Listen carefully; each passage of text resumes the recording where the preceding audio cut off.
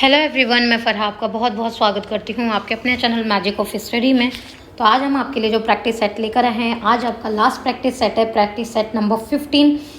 आप प्लेलिस्ट पे जाके, चैनल पे जाके आप चेक कर सकते हैं। प्लेलिस्ट है, प्लेलिस्ट मैंने पूरी तैयार कर दी है, जिसमें आपको पूरे के पूरे 15 प्रैक्टिस सेट मिलेंगे। आपको DSSB TGT पोस्ट के लिए जो आपके जनरल पेपर है उसके लिए आपको ये प्रैक्टिस सेट मिलेंगे। बहुत इंपॉर्टेंट क्वेश्चंस हैं आपके कमिंग एग्जाम्स के बिहाफ पर, यहाँ पर आपके लिए ये प्रैक्टिस सेट लेकर आए गए हैं। बहुत इंपॉर्टेंट क्वेश्चंस हैं। अगर आप ये क्वेश्चंस कर लेते हैं तो आपकी एक बहुत अच्छी जो तैयारी है, और उससे आपको एक बहुत ज़्यादा बेनिफिट हो जाएगा कि आपकी जो तैयारी है वो तैयारी आपकी कितनी हो चुकी है, और जो बचे हुए क्वेश्चंस हैं वो क्वेश्चंस आपको, अगर इसमें से आप ये कर लेते हैं तो आपके एग्ज़ाम में पूछे जाने के 100% चांसेस हैं। इन 15 सेट में से क्वेश्चंस ज़रूर पूछे जाएंगे। तो अगर आप चैनल पर नए हैं तो जल्दी से चैनल को सब्सक्राइब कर दीजिए और बेल आइकन को प्रेस कर दीजिए, ताकि आपको टाइम से सारी वीडियोज़ के नोटिफिकेशन मिलते रहें। तो चलिए आज का सेशन शुरू करते हैं। पहला क्वेश्चन है आपका सामान्य जानकारी से, क्वेश्चन नंबर 1। भारत का प्रथम मुख्य न्यायाधीश कौन थे?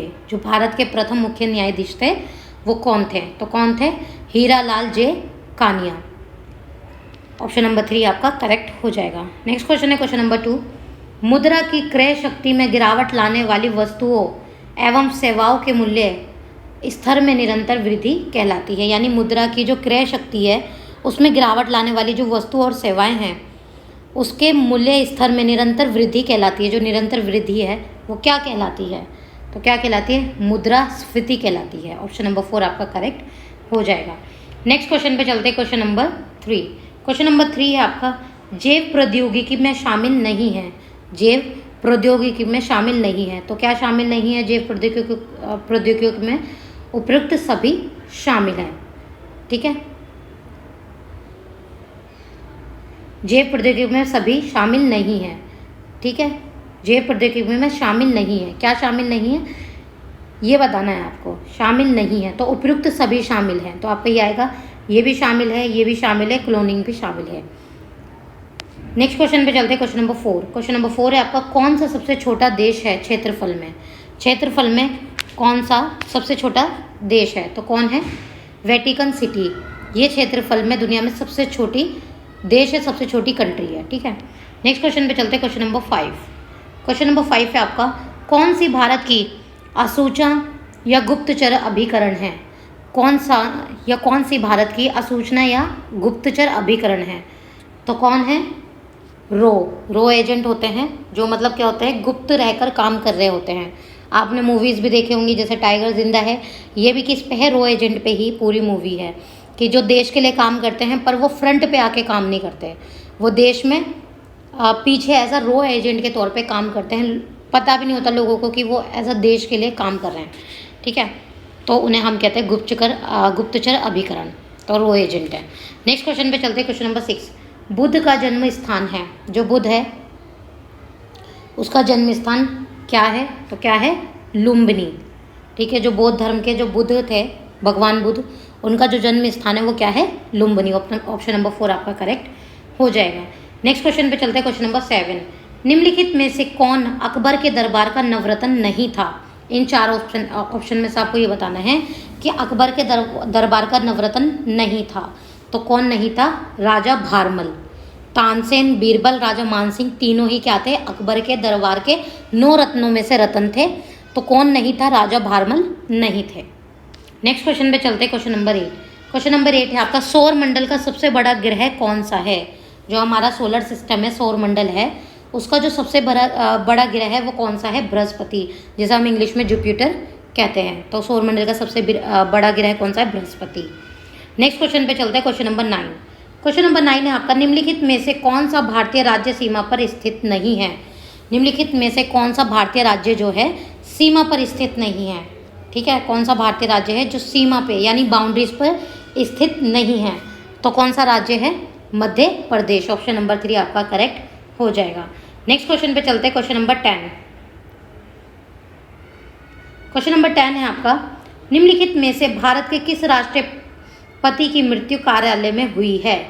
जो आपको ये बताना है, भारत के जो राष्ट्रपति रह चुके हैं उन राष्ट्रपति की मृत्यु कार्यालय के दौरान हुई, यानी जब वो राष्ट्रपति थे भारत के उस वक्त पे उनकी मृत्यु हुई थी, यानी अपने कार्य के दौरान या अपने काल के दौरान, जो भी राष्ट्रपति का जो वक्त होता है उस वक्त के दौरान उनकी मृत्यु हुई थी। तो कौन थे वो? जाकिर हुसैन। ऑप्शन नंबर 4 आपका यहाँ पे करेक्ट हो जाएगा। कौन थे वो? जाकिर हुसैन थे। नेक्स्ट क्वेश्चन पे चलते हैं, क्वेश्चन नंबर 11। क्वेश्चन नंबर 11 आपका वॉलीबॉल के मैदान का माप होता है। जो वॉलीबॉल है उसके मैदान का माप होता है। तो वॉलीबॉल के मैदान का माप कितना होता है? 18 मीटर मल्टीप्लाई 9 मीटर। ठीक है, ऑप्शन नंबर 1 आपका करेक्ट हो जाएगा। नेक्स्ट क्वेश्चन है क्वेश्चन नंबर 12। साइना नेहवाल संबंधित है। जो साइना नेहवाल हैं वो किससे संबंधित है? तो आपका सही आंसर हो जाएगा यहाँ पर किससे संबंधित है? बैडमिंटन से संबंधित हैं। नेक्स्ट क्वेश्चन पे चलते हैं, क्वेश्चन नंबर 13। क्वेश्चन नंबर 13 आपका निम्नलिखित में से किसे मानव कंप्यूटर माना जाता है? आपको ये बताना है इन 4 ऑप्शन में से कौन है जिन्हें मानव कंप्यूटर माना जाता है। ठीक है, तो आपका सही आंसर हो जाएगा शकुंतला देवी। ऑप्शन नंबर 4 आपका करेक्ट हो जाएगा। नेक्स्ट क्वेश्चन पे चलते हैं, क्वेश्चन नंबर 14। क्वेश्चन नंबर 14 है आपका सार्क का स्थायी सचिवालय कहाँ है? जो सार्क है उसका स्थायी सचिवालय कहाँ है? तो कहाँ है? काठमांडू में। ऑप्शन नंबर 1 आपका करेक्ट हो जाएगा, नेपाल, काठमांडू में। ठीक है, नेक्स्ट क्वेश्चन पे चलते हैं, क्वेश्चन नंबर 15। क्वेश्चन नंबर 15 आपका किस तारीख को अंतर्राष्ट्रीय महिला दिवस मनाया जाता है? ये बहुत इंपॉर्टेंट क्वेश्चन आते रहते हैं, तो ये याद रखेगा कि दिवस याद कर लीजिएगा। बाकी हम आपके लिए एक बहुत अच्छी सी एक बहुत इंपॉर्टेंट ट्रिक के साथ आपके लिए यहाँ पे वीडियो लेकर आएंगे, जिसमें आपको इजी रहेगा कि आप आराम से जो इम्पॉर्टेंट दिवस हैं, जो डेज़ हैं, आप उन्हें ईजिली याद कर पाएंगे। बाकी आप चैनल पे जाके चेक कर सकते हैं पुरस्कार, और जो पुरस्कार विजेता हैं वो, और नृत्य जो हमारे भारत के फेमस नृत्य उनसे रिलेटेड क्वेश्चन, हिस्ट्री के जितने भी क्वेश्चन हैं और आपके संस्कृति से रिलेटेड, वो आपको चैनल पे इजीली मिल जाएंगे। आप चैनल पे जाकर चेक कर सकते हैं। चलिए 15 क्वेश्चन आपका किस तारीख को अंतर्राष्ट्रीय महिला दिवस मनाया जाता है? यानी आपका international women day, international women's day कब मनाया जाता है? तो आपका सही आंसर हो जाएगा 8 मार्च। हर साल 8 मार्च को इंटरनेशनल महिला दिवस या अंतर्राष्ट्रीय महिला दिवस या इंटरनेशनल वीमेंस डे मनाया जाता है। नेक्स्ट क्वेश्चन पे चलते हैं, क्वेश्चन नंबर 16। सबसे अधिक समुद्र तट रेखा वाला राज्य कौन सा है?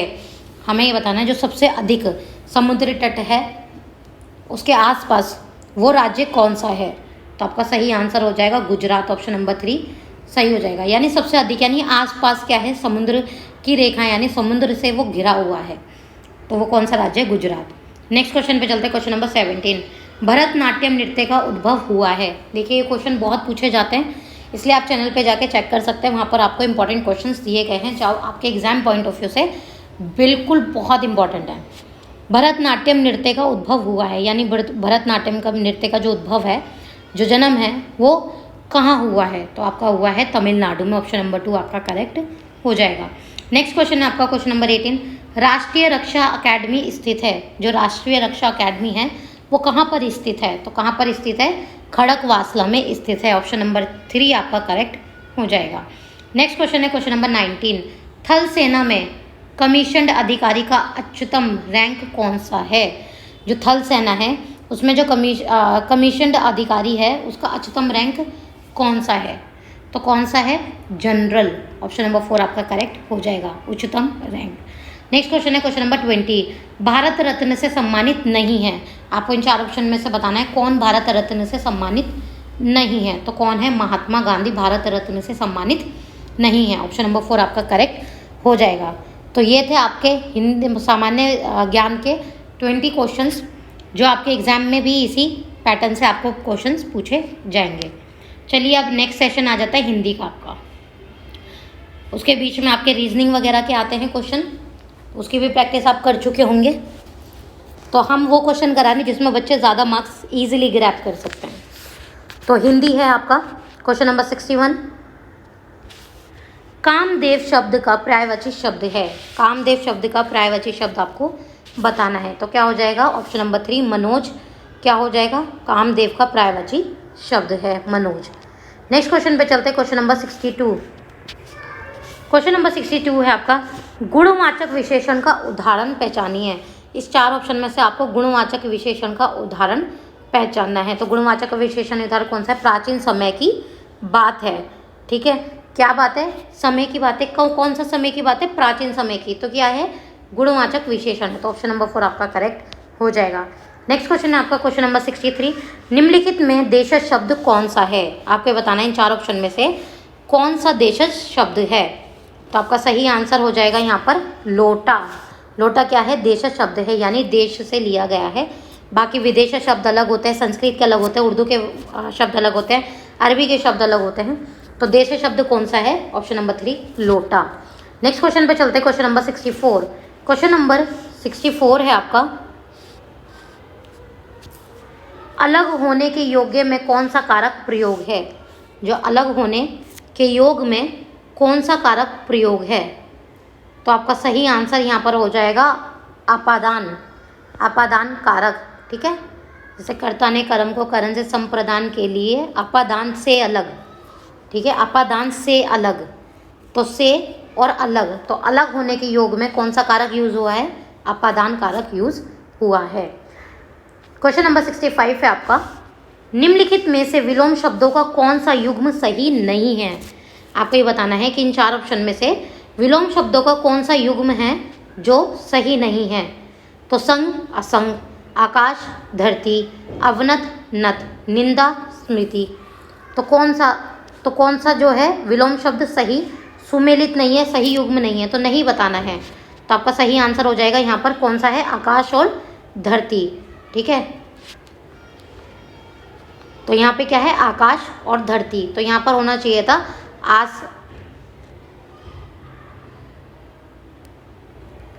ऑप्शन नंबर 2 आपका करेक्ट हो जाएगा। नेक्स्ट क्वेश्चन है आपका क्वेश्चन नंबर 66। अनिश्चयवाचक भेद किसका होता है? आपको ये बताना है जो अनिश्चयवाचक भेद है वो किसका होता है। तो आपका सही आंसर हो जाएगा यहाँ पर सर्वनाम का, ठीक है। सर्वनाम का होता है अनिश्चयवाचक भेद। सर्वनाम के भेद होंगे तो उनमें से एक भेद होता है अनिश्चयवाचक भेद, ठीक है। नेक्स्ट क्वेश्चन है आपका क्वेश्चन नंबर 67। क्वेश्चन नंबर 67 आपका, इंसानियत शब्द में कौन सी संज्ञा है? ठीक है, आपको ये बताना है जो इंसानियत शब्द है उसमें कौन सी संज्ञा यूज़ की गई है। व्यक्तिवाचक संज्ञा यूज़ की गई है, जातिवाचक संज्ञा यूज़ की है, भाववाचक या द्रव्यवाचक। तो इंसानियत में कौन सी संज्ञा यूज़ की गई है? बिल्कुल करेक्ट, भाववाचक संज्ञा यहाँ पे यूज़ की गई है। ऑप्शन नंबर 3 आपका करेक्ट हो जाएगा। नेक्स्ट क्वेश्चन है आपका क्वेश्चन नंबर 68। निम्नलिखित में से जातिवाचक संज्ञा का उदाहरण नहीं है। आपको बताना है कि निम्नलिखित में से इन 4 ऑप्शन में से जातिवाचक संज्ञा का उदाहरण नहीं है। तो जातिवाचक संज्ञा का जो उदाहरण नहीं है वो क्या नहीं है? एरावत, ठीक है। नेक्स्ट क्वेश्चन पे चलते, क्वेश्चन नंबर 69। क्वेश्चन नंबर 69 आपका, प्रतिदिन शब्द में समास है। प्रतिदिन शब्द में समास है। अब आपको ये बताना है प्रतिदिन शब्द में कौन सा समास है।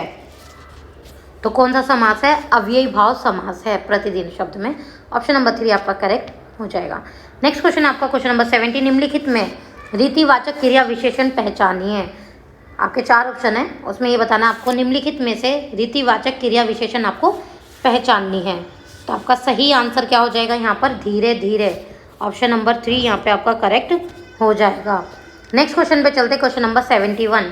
क्वेश्चन नंबर 71 है आपका, प्रत्येक शब्द संधि है। आपको बताना है जो प्रत्येक है उस शब्द में कौन सी संधि यूज़ की गई है। तो प्रत्येक शब्द में कौन सी संधि यूज़ की गई है? यण संधि यूज़ की गई है। ऑप्शन नंबर 2 आपका करेक्ट हो जाएगा। नेक्स्ट क्वेश्चन पे चलते, क्वेश्चन नंबर 72। क्वेश्चन नंबर 72 है आपका, अंश शब्द में इक प्रत्यय लगाने पर कौन सा शब्द बनेगा? अब प्रत्यय क्या होता है? प्रत्यय क्या होता है आपका? पीछे लगता है, और उपसर्ग क्या लगता है आपका? आगे लगता है। तो अंश शब्द में इक प्रत्यय लगाने पर कौन सा शब्द बनेगा? तो कौन सा शब्द बनेगा? आंशिक। ऑप्शन नंबर 2 आपका करेक्ट हो जाएगा। नेक्स्ट क्वेश्चन पे चलते, क्वेश्चन नंबर 73। क्वेश्चन नंबर 73 है आपका, लिप्सु शब्द के लिए वाक्यांश है। जो लिप्सु शब्द है उसके लिए वाक्यांश है। तो लिप्सु शब्द के लिए जो वाक्यांश है वो क्या है? जो लेने की चाह रखता हो उसे हम क्या कहते हैं? लिप्सु। जो लेने की चाह रखता हो उसे क्या कहा जाता है? लिप्सु।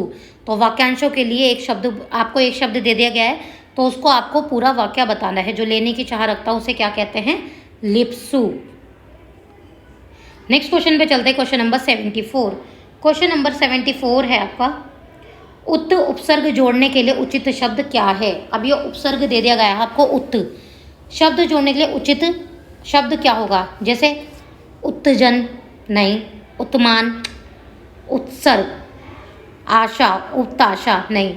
आपका सही हो जाएगा उपसर्ग। ता क्या हो जाएगा? पा में बदल जाएगा, तो क्या हो जाएगा? उपसर्ग। तो ऑप्शन नंबर 3 आपका करेक्ट हो जाएगा। नेक्स्ट क्वेश्चन पे चलते, क्वेश्चन नंबर 75। क्वेश्चन नंबर 75 है आपका, जीने की इच्छा वाक्यांश के लिए उपयुक्त शब्द है।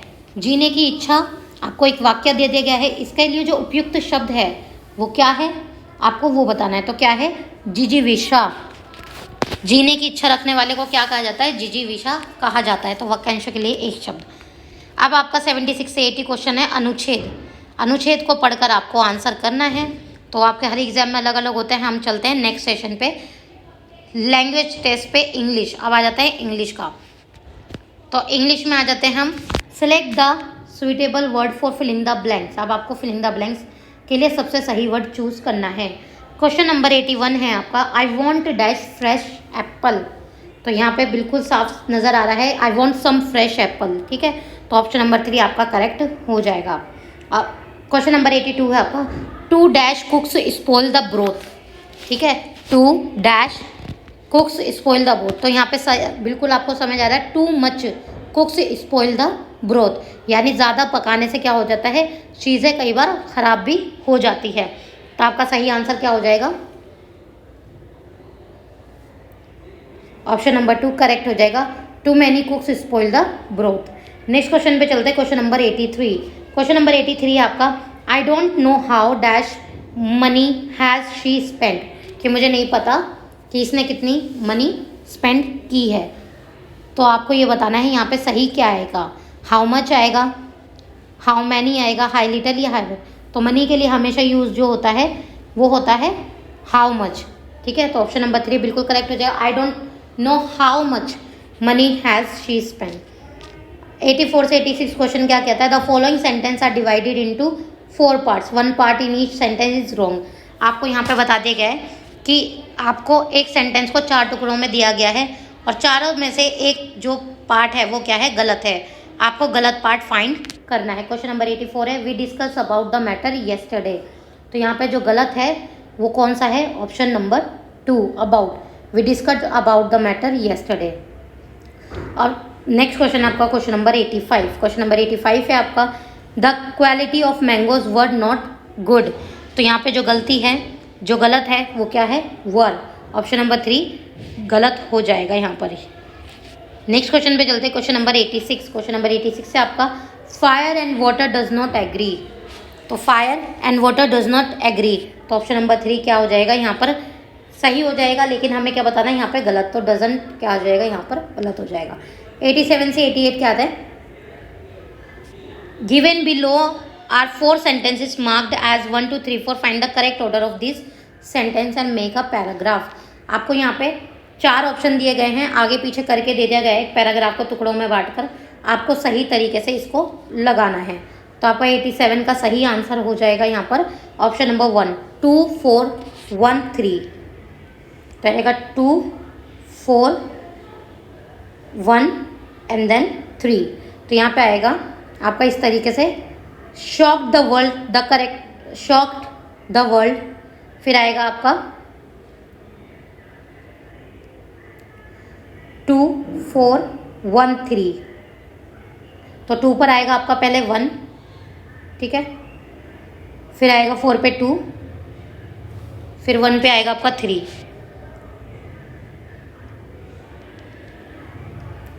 टू 4 1 3, तो 2 4 1 एंड 3। तो यहाँ पर आपका करेक्ट ऑर्डर हो जाएगा 1। An English naturalist Charles Darwin shock the world. फिर आएगा when the wrote the book suggesting that. फिर आएगा आपका इन इंग्लिश, फिर आएगा humans were related to apes. Next question है आपका क्वेश्चन नंबर 86। क्वेश्चन नंबर 86 से आपका इसका करेक्ट ऑर्डर हो जाएगा आपका क्वेश्चन नंबर 88 का जो आपका करेक्ट ऑर्डर हो जाएगा, क्वेश्चन नंबर 88 का आपका करेक्ट ऑर्डर है 3 4 1 2। तो 3 4 1 and then 2।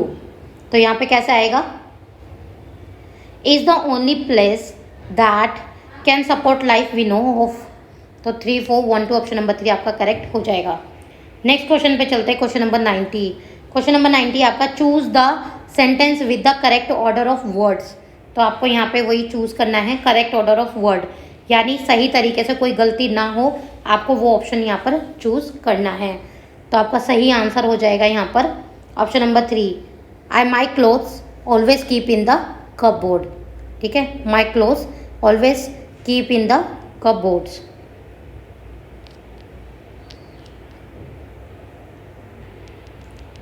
Question number 89, sorry ये क्वेश्चन नंबर 89 है आपका। क्वेश्चन नंबर 89 का आपका हो जाएगा ऑप्शन नंबर 4 करेक्ट होगा, I always keep my clothes in the cupboard. वहाँ पे गलती थी थोड़ा। नेक्स्ट क्वेश्चन है आपका क्वेश्चन नंबर 90। क्वेश्चन नंबर 90 है आपका, सेलेक्ट द करेक्ट सेंटेंस। तो करेक्ट सेंटेंस क्या हो जाएगा आपका option number 3, there is a wide variety of shops near my house. There is a wide variety of shops near my house, option number 3 आपका correct हो जाएगा। फिर आपका 91 से 95 तक क्या है, पैसेज है। पैसेज को पढ़ के आपको क्वेश्चन के आंसर करने हैं। ये आपको क्वेश्चन ऐसे पूछे जाएंगे, आपको पैसेज को पढ़ के आंसर करने हैं। हम 96 से 97 तक देख लेते हैं क्या पूछा जा रहा है। Which of the following word is correctly spelled. जो करेक्टली स्पेलिंग है आपको वो बतानी है। तो क्वेश्चन नंबर 96 का आपका जो करेक्टली स्पेलिंग है वो आपको बतानी है। तो क्वेश्चन नंबर 96 की जो करेक्टली स्पेलिंग क्या है, एडुलेशन, एडुलेशन, एडुलेशन गलत। ऑप्शन नंबर 1 बिल्कुल करेक्ट हो जाएगा आपका, एडुलेशन। नेक्स्ट क्वेश्चन है क्वेश्चन नंबर 97, आपको करेक्ट स्पेलिंग बतानी है इसमें भी। एफिडेविड, एफिडेविड, एफिडेविड या एफिडेविड। तो यहाँ पे आपको करेक्ट स्पेलिंग बतानी है। तो एफिडेविड होता है, ठीक है। तो आपका सही आंसर क्या हो जाएगा यहाँ पर, एफिडेविड। ऑप्शन नंबर 4 बिल्कुल करेक्ट हो जाएगा। 98 से 100 तक क्वेश्चन क्या पूछ रहा है, in the following questions choose the word which has similar meaning to the word in capital. आपको यहाँ पे सिनोनिम बताना है। जो यहाँ पे आपको ये वर्ड दिया गया है वेक्सेड, इसका सिनोनिम क्या होगा। तो आपका इसका सिनोनिम हो जाएगा क्वेश्चन नंबर 98 का क्या हो जाएगा, अनोइंग।